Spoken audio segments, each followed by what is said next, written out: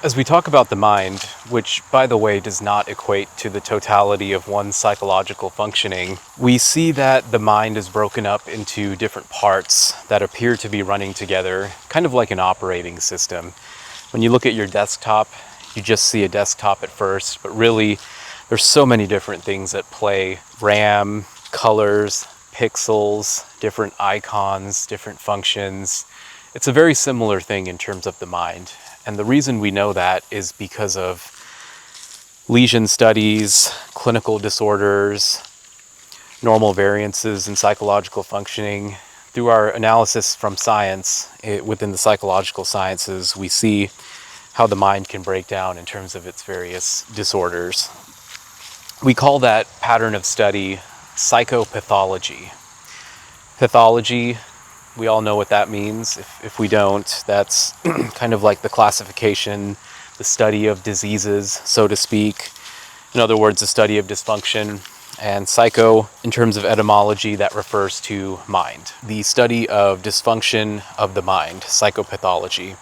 This serves as the heart of clinical psychological sciences, whether it's clinical psychology, clinical neuropsychology, psychiatry, whatever field, the underlying study is the same. How can the mind go wrong, and what do we do in order to alleviate dysfunction of the mind? Now, things get a little tricky here for a number of reasons. The first is that dysfunction does not necessarily equate to suffering. Now, what do I mean by this? When we're talking about dysfunction, we're talking about changes in functioning that are different from what we would expect in the normal population. So in that sense, dysfunction, you could sort of say, means different. It's not necessarily good, not necessarily bad. It's just different. When we think of hallucinations or delusions, for example, let's take schizophrenia. That's a well-known mental disorder. A lot of people would say that's a very dysfunctional disorder, right? Leads to suffering, leads to many mental health problems. I would agree for the most part. Schizophrenia is very debilitating and often does cause very, very significant amounts of clinically significant distress. However, this isn't always true, and I've gotten to learn this firsthand from some of the patients I have worked with. For example, I had someone who used their hallucinations to essentially create very, very unique types of art. I don't think I have any specific pieces from them, but if I do, I'll be sure to put it into this video. In short, they were able to turn their ability to see things into forms of art that they could sell and make money with. They went from hating their disorder to enjoying it, in the sense that they could use it for something that was meaningful for them, because this particular person really enjoyed creating art in all of its different forms. And there's many examples out there. It's not just schizophrenia, just about any disorder. You could see how there are adaptive and non-adaptive aspects to it.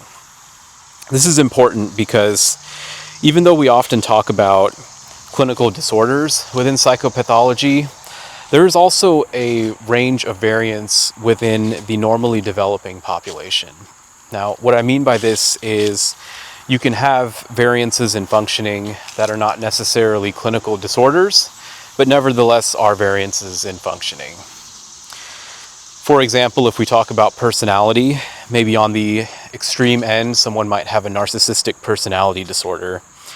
However, on the non-extreme end, maybe somebody is kind of egotistical and they might have some traits. However, they can still function and get along just fine in life. And maybe they even enjoy their egotistical traits because they're able to run a company better than other people who are perhaps more agreeable.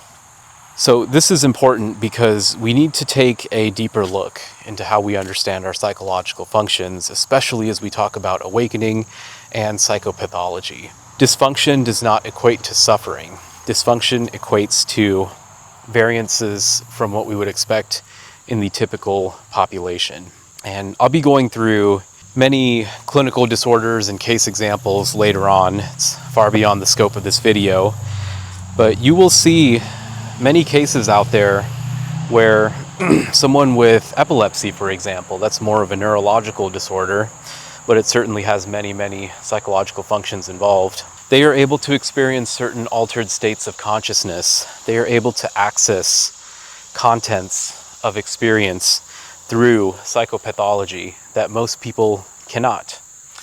And as we know, these altered states of consciousness can have very strong, profound impacts on one's mental health, both positively and negatively. And within the psychology of awakening, we will cover how altered states of consciousness can be used in a beneficial manner, whether induced through meditation.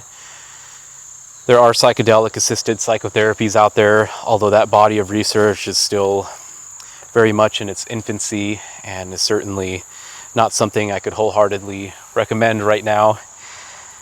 I think there is promise there, but there is much more to come, and the research is still too young to make any definitive conclusions. But certainly psychedelics as well can induce altered states of consciousness that can lead to profound states of change and awakening. Meditation is the one that I recommend the most because it's relatively safe and it's much more gradual than something like psychedelics.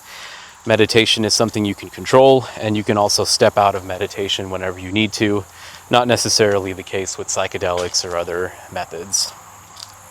So anyways, getting back on track here, when we think about our own psychological functioning, which is something we have to do when we are striving towards awakening, we have to see that differences in our functioning are not necessarily good or bad. It's more so how we put them into effect. This is why understanding the mechanisms at play that lead to awakening, as opposed to just blindly or strictly following a certain practice, is much more important. Because you can see how what you are going through and what you're experiencing, how that falls into the mechanisms that are at play.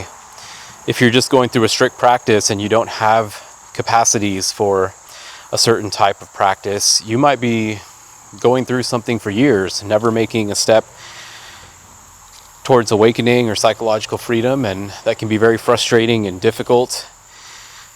Ideally, we want to find something that works for everybody. That's where understanding the mechanisms is much more important. And again, as we'll see later on in other videos, psychopathology does span into the psychology of awakening as well. There are adaptive and maladaptive ways to work towards awakening. I want to keep us all within the adaptive phase. I don't want to get people to fall into patterns of practice that lead to psychological harm or psychological issues. I want to do this as safely as possible. So much more to say here than just this basic level. Just wanted to point out that our own psychological functioning, it's very contextual in terms of how we use them. Just because you have certain traits or characteristics doesn't mean it's good or bad. It's how we put those into play. As we go down the mechanisms and actually get into the meat of what the psychology of awakening is, these things will make much more sense.